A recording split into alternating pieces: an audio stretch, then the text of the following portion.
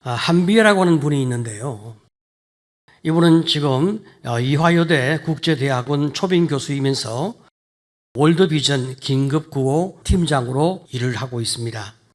이분이 하는 일은 전 세계에 재해재난으로 인하여 긴급한 도움이 필요한 것이 있으면 이분이 달려가서 구호활동을 펴는 그 일을 하고 있는데 지금까지 26년째 이 일을 하고 있어요.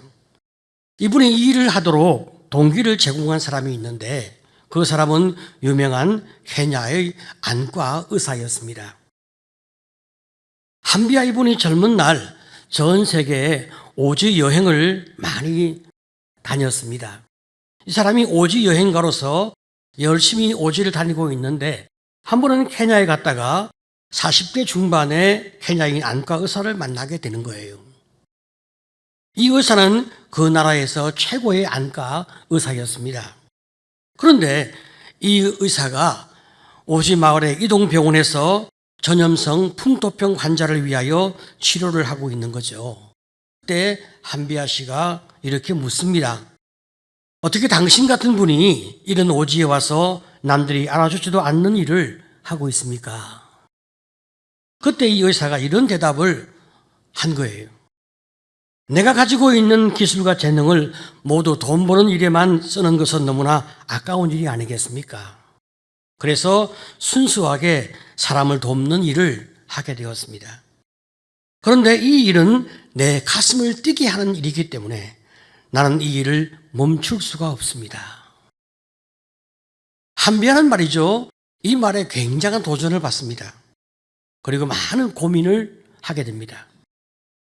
그 이후에 한비아 씨는 단순한 오지 마을 여행가에서 변신해서 재난을 당한 국가의 어려운 사람을 돕는 긴급 구호 요원으로 자신의 생애를 헌신하게 되었습니다. 여러분, 여러분의 가슴을 뛰게 만드는 일이 무엇입니까? 사람은 말이죠, 만남을 통해서 변화되어지는데 우리 성도는 말이죠, 예수를 만난 사람이잖아요. 그러니 예수님의 십자가의 사랑을 경험한 사람이 성도입니다. 어찌 성도가 예수를 만났는데 그 인생에 변화가 없을 수 있겠습니까? 오늘 우리의 본문에서는 예수를 만남으로 말미암아 너무나 놀랍게 변화되어진 한 여인이 등장하죠. 사복음서에 보게 되어지면 어떤 여자가 예수님께 향유를 부은 사건이 기록되어 있어요. 그 중에서도 오늘 읽은 누가복음을 제외한 다른 세 복음서에 기록되어진 것은 동일한 사건입니다. 그 내용은 나사렛 누이 마리아가 자기 오라비가 예수님의 그녀로 말미암아 살아나서 그 살려주신 예수님의 은혜에 감사함으로 말미암아 향유를 부어드린 사건이 세 복음서에 기록되어 있습니다. 하지만 이 누가복음서에 기록되어진 사건은 그 세부 내용이 앞에서 언급한 세 복음서와는 아주 다른 내용을 기록하고 있는 거예요. 오늘 우리의 본문의 사건은 예수님이 어떤 바리새인의 집에 들어가서 식사하려고 할 때 벌어진 사건이었습니다. 한 여자가 등장하는데 그 여자에 대하여 우리 성경이 뭐라고 말씀하고 있습니까? 동네에서 죄를 지은 한 여자, 그렇게 말하고 있어요. 이 여성은 처음부터 끝까지 이름이 소개가 되지 않고 있습니다. 다만 우리 성경은 죄를 지은 한 여자, 그렇게 말하고 있는 거죠. 누가복음 7장 37절에 그 동네에 죄를 지은 한 여자가 있어 예수께서 바리새인의 집에 앉아 계심을 알고 향유 담은 옥합을 가지고 와서, 집주인 이 바리새인 시몬도 단번에 이 여자가 누구인지 알았어요. 우리가 이런 사실을 근거로 생각해 보게 되어지면 이 여인은 그 마을에서 유명한 큰 죄를 지었거나 아니면 그 마을에서 유명한 창녀일 가능성이 있습니다. 그리고 이 여인은 초청을 받지 않은 여인이었습니다. 그것도 죄 많은 여인입니다. 이런 여인이 말이죠, 종교적으로 까다롭기로 소문난 바리새인의 집에 찾아온 거예요.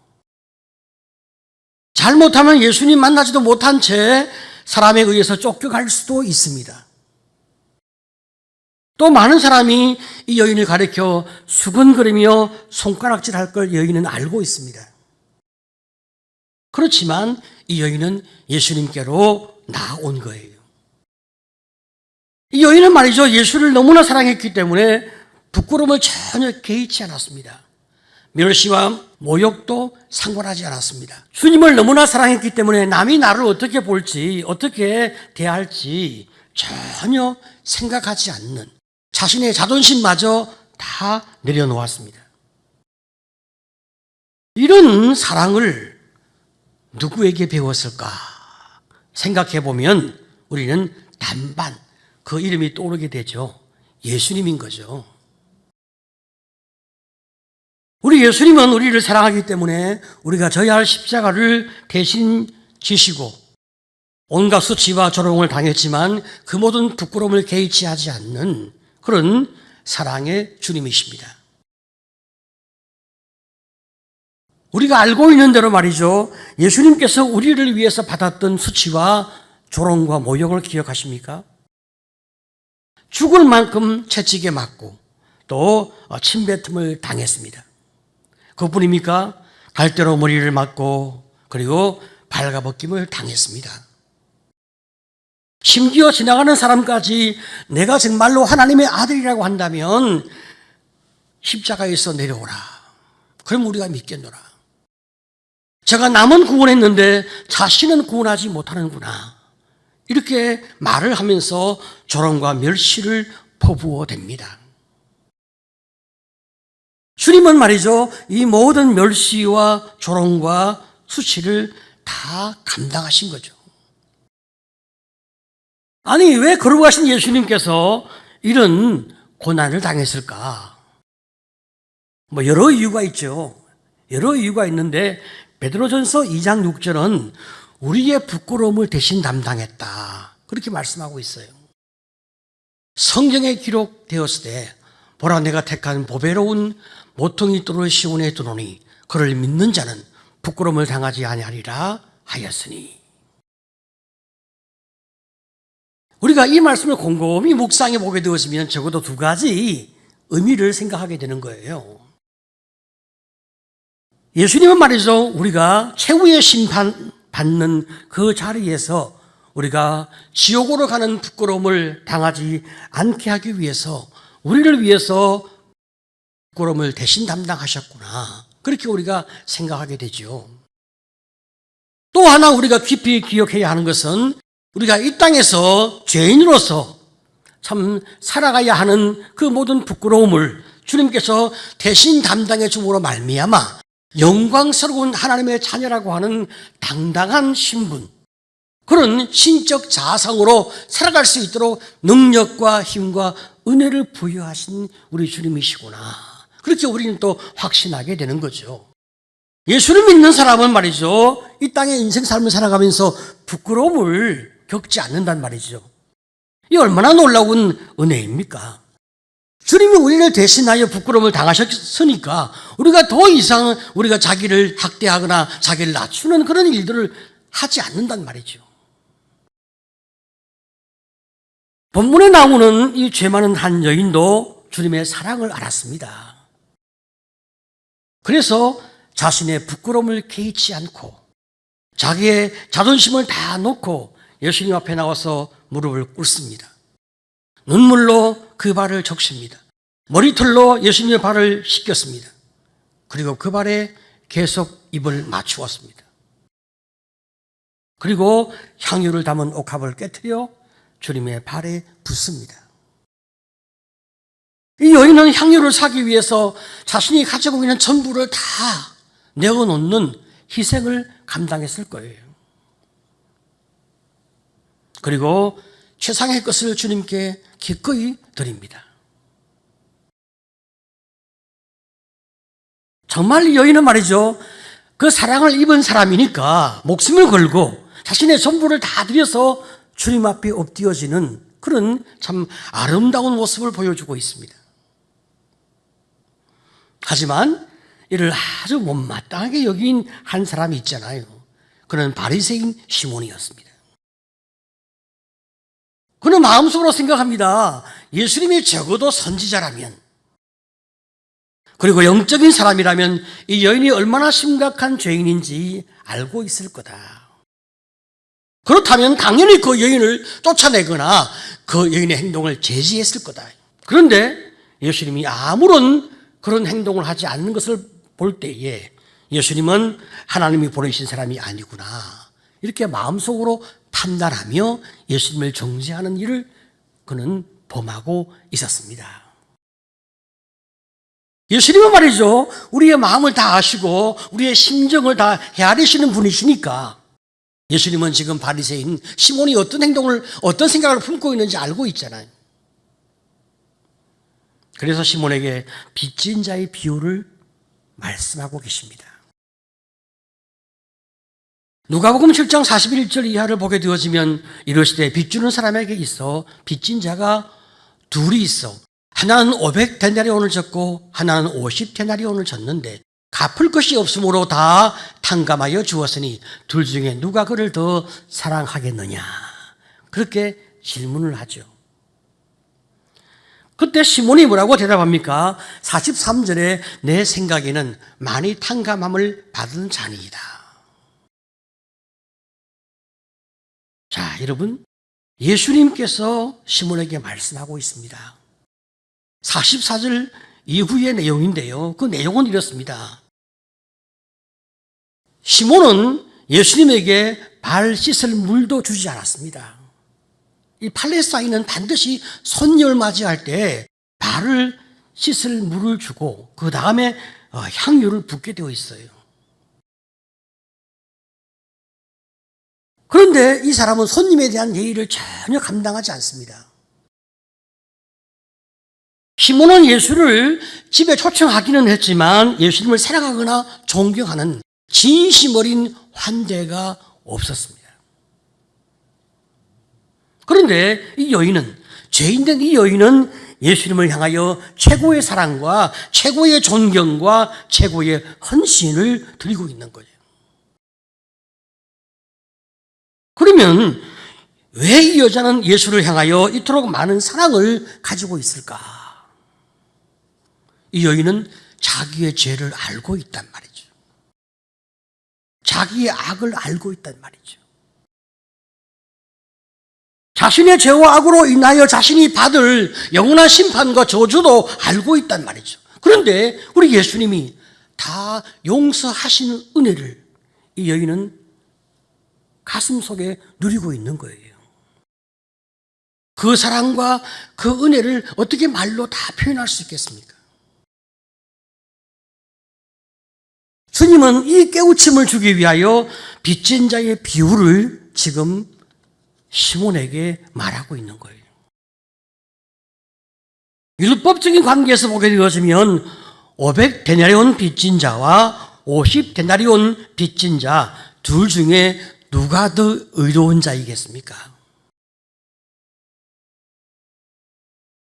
50데나리온 빚진 자가, 작게 빚진 자가 훨씬 더 상대적으로 더 의로운 사람이죠.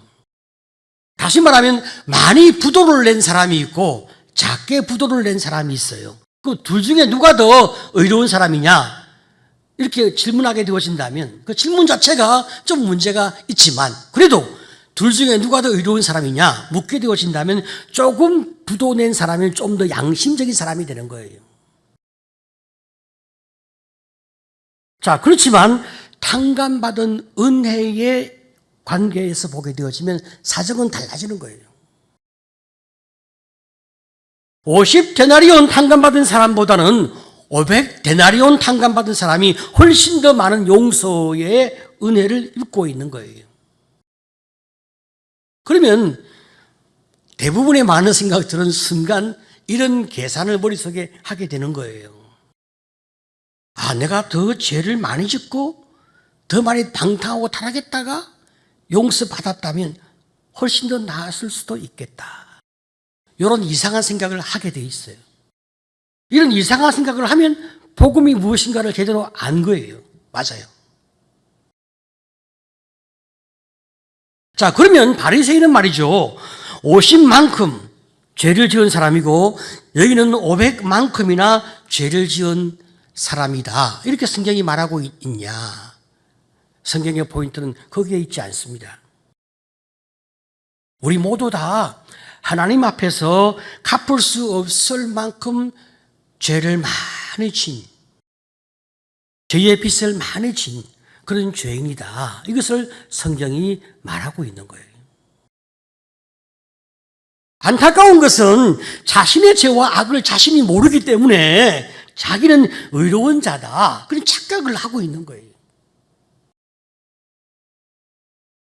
로마서 5장 20절은 이렇게 우리에게 말씀해 주고 있는데요. 죄가 더한 것에 은혜가 더욱 넘쳤나니. 무슨 말씀일까요? 자신의 죄가 많다는 것을 깨달은 사람은 하나님의 은혜를 더 깊이 누리는 축복을 받고 있다는 거예요. 내 인생이 내 힘으로 사는 것이 아님을 깨달은 사람은 스스로 낮아지고 스스로 겸손해지고 스스로 하나님을 더 높이게 되어 있는 거예요. 그렇지만 대부분의 사람들은 자신의 죄와 악을 덮고 살고 있으니까 스스로 자기를 가리켜 의인이라고 생각하는 경우가 많이 있습니다. 그래서 상대적으로 다른 사람보다는 내가 더 낫다 이런 생각을 많이 하게 되는 거예요. 바리새인 시몬 역시 자기 의를 가지고 있는 사람이니까 자기 의를 가지고 이 여인의 죄를 찾고 있고 여인을 정죄하는 마음으로 바라보고 있는 거예요. 하지만 주님은 그녀를 용서 입은 자로 보고 있는 거예요. 사랑함이 많은 사람이다. 그렇게 보고 있어요. 사실 이 여자는 말이죠. 살아오면서 이 바리새인 시몬과 같은 사람들을 얼마나 많이 만났겠습니까? 아마 대다수의 사람들은 자기를 볼 때 그렇게 정죄하는 시각으로 바라본 그런 사람들로만 이 사람은 만났을 가능성이 있어요. 그런데 이 여인은 자신을 죄인 취급하지 아니하고 인격적인 존중과 사랑을 주시는 예수를 이 여인이 처음 만난 거예요.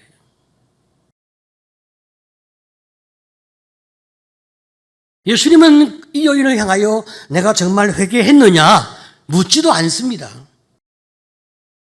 그냥 그 여인을 바라보시며 그의 모든 죄를 다 탕감하며 용서해 주시는 은혜를 베푸시는 거예요. 여러분, 은혜 중에 최고의 은혜가 무엇일까요? 바로 그것은 죄 사함의 은혜가 아니겠습니까? 다윗은 그 은혜를 시편 32편 1절에서 이렇게 말씀하고 있는데요. 허물의 사함을 받고 자신의 죄가 가려진 자는 복이 있도다. 그렇게 말씀하고 있습니다. 그러면 사도 바울을 또 은혜를 많이 입은 사람이니까 사도 바울은 뭐라고 이야기하고 있습니까? 우리 성경 디모데 전서 1장 15절에 믿보다 모든 사람이 받을 만한 이 말이요. 그리스도 예수께서 죄인을 구원하시려고 세상에 임하셨다 하였도다. 죄인 중에 내가 괴순이라. 자신이 죄인 중에 괴수임을 알았던 바울. 그런데 예수님의 십자가 희생이라고 하는 속죄의 은총을 통하여 영원한 구원을 입은 사람이 바울 자신이었다는 거예요. 그래서 그는 갈라디아서 6장 14절에 뭐라고 이야기합니까? 내게는 우리 주 예수 그리스도의 십자가 외에 결코 자랑할 것이 없으니. 자, 여러분. 내가 죄인 중에 괴수일 만큼 많은 나의 죄가 용서되어졌고 그런 은혜를 입었단 말이죠. 그 근거가 어디에 있냐? 예수 그리스도의 십자가이니 십자가 외에는 나는 결코 자랑할 것이 없다. 그렇게 고백할 수밖에요. 우리 역시 용서받은 죄인으로서 주님 앞에 나와서 참 머리를 숙이고 있죠. 우리는 거룩함을 입은 의인이지만 그러나 우리의 의인됨의 근거는 우리 자신의 능력과 힘이 아니라 예수 그리스도의 속죄하심의 은혜임을 우리는 알고 있어요.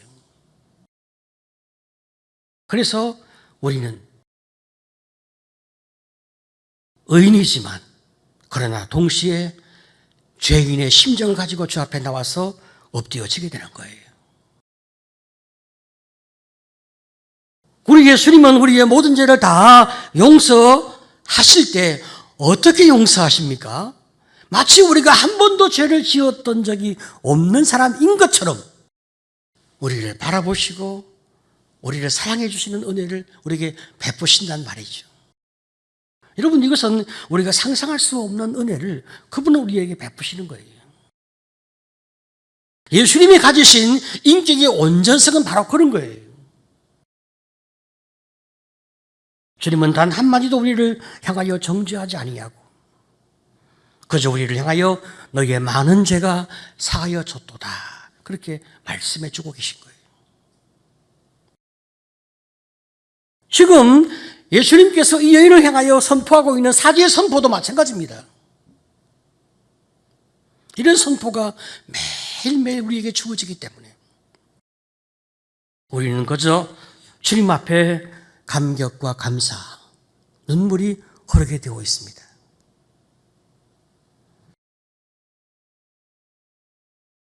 (48절에) 주님은 이 여인에게 분명히 선언하고 있지 않습니까?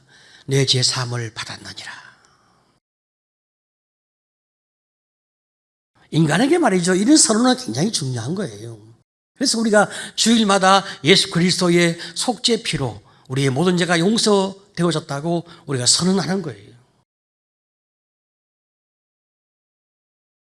우리가 성경을 보게 되어지면 말이죠, 예수님이 이 선포를 할 때 옆에서 이 광경을 지켜보는 사람이 있습니다.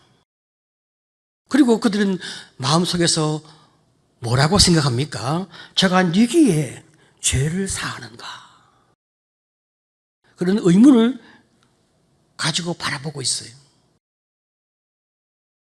이 놀랍고 감격스러운 용서와 사랑의 장면을 바라보면서 이게 무슨 일인가? 의문을 품고 구경을 하고 있는 사람이 있다는 사실입니다. 주님의 이 선포가 아멘이라고 나에게 같이 적용되어지는 은혜를 누리는 것이 아니라 그냥 구경하면서 저런 일이 있을 수 있는가, 이렇게 바라보고 있다는 거예요. 예배 자리에 나와도 여러분 구경하다가 가시는 분이 있고 또 눈물을 흘리며 그 은혜에 감격하면서 주님이 주시는 복음의 선포를 자신의 것으로 만들어가는 사람이 있죠. 여러분, 예수를 사랑하기 때문에 우리가 울고 죄사함의 은혜 때문에 우리가 울고 내 삶의 모든 문제를 해결해 주는 주님 때문에 우리가 눈물을 흘리는 그런 성도의 삶을 산다면 얼마나 우리가 큰 은혜를 입은 사람입니까? 이런 성도가 되시기를 간절히 축복합니다.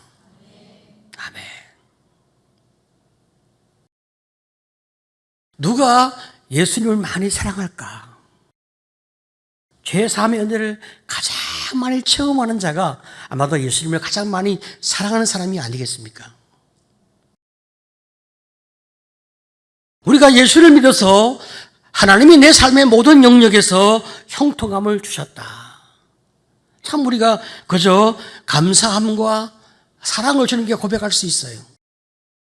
그런데 이 모든 축복은 말이죠, 하나님이 하늘에서도 우리에게 축복할 수 있거든요.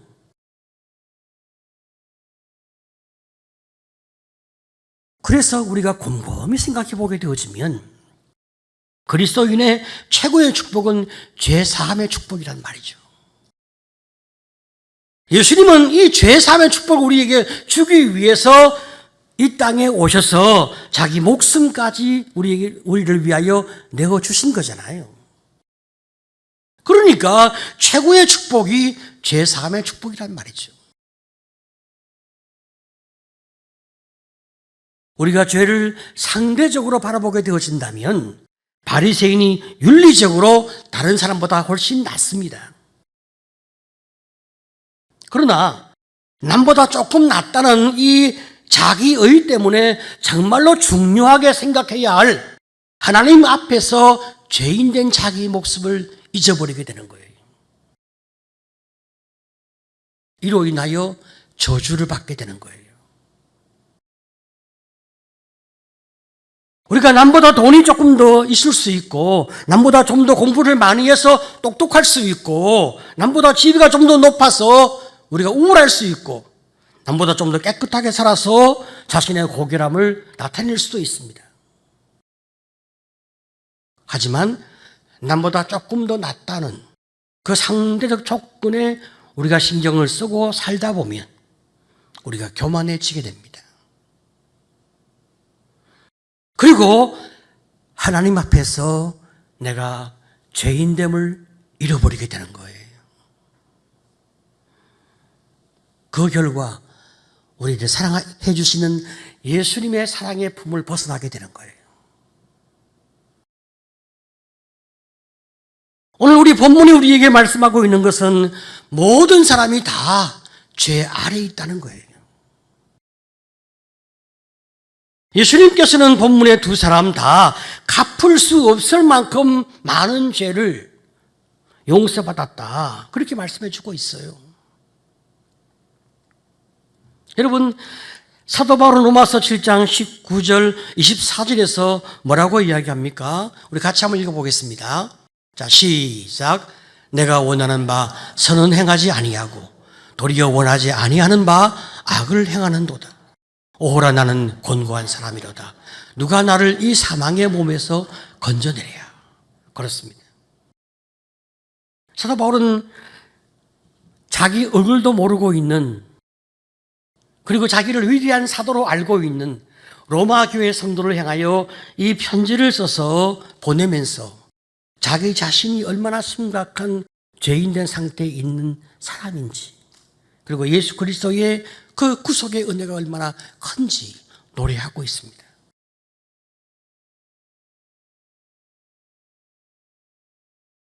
우리가 말이죠, 우리의 죄를 고백하고 우리의 죄를 인정한다. 여러분, 이게 참 어려운 거예요. 이게 얼마나 어렵냐. 어떤 성도가 말이죠, 앞에 나와서 간증하면서 나는 죄인입니다, 이렇게 고백을 했다고 합시다. 그러면 간증을 듣는 사람들이 말이죠, 마음속으로 순간 어떤 판단을 하게 될까요? 어떤 죄를 지었을까 궁금해지고, 얼마나 못된 죄인일까 궁금해지고, 저렇게 대놓고 죄를 고백할 만큼 제가 얼마나 심각할까 알아보고 싶은 마음이 생겨요. 조사해보고 싶은 마음이 생겨요. 참 여러분, 사람이 남의 죄에 대하여 얼마나 민감하게 머리가 돌아가는지 스스로 알기 때문에 나 자신이 내 죄를 덜추어내서 하나님 앞에 내가 죄인된 존재를 고백하기가 그렇게 어려운 거예요.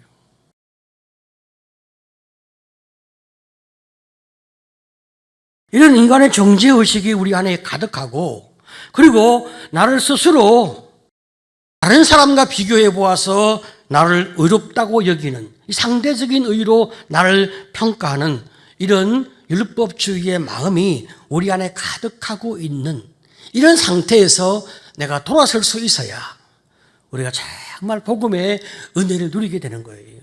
근데 이게 참 어려워요. 버렸다가 다시 주워오고 돌아섰다가 다시 과거로 돌아가는 것이 인생이거든요.